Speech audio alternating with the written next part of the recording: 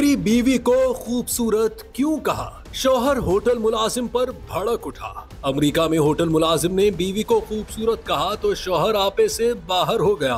अमेरिकी रियासत Kansas city के रेस्टोरेंट से वीडियो वायरल हो रही है जिसमें एक शख्स की होटल मुलाजिम से गर्मा गर्म बहस बीवी को खूबसूरत कहने की वजह से हुई। सोशल मीडिया पर यह क्लिप वायरल होते ही लोगों का तबसरा शुरू हो गया। ये सब उस वक्त शुरू हुआ जब रेस्टोरेंट मुलाजिम ने उस शख्स की बीवी को खूबसूरत कहा।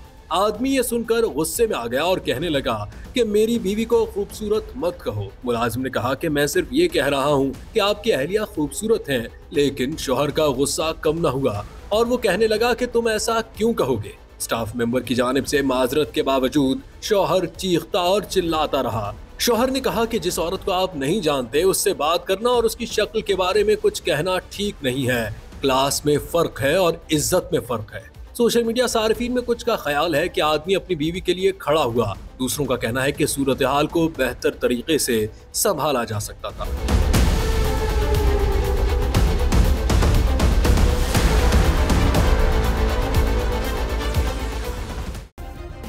सब्सक्राइब करें और बेल दबाएं ताकि कोई खबर रह न जाए।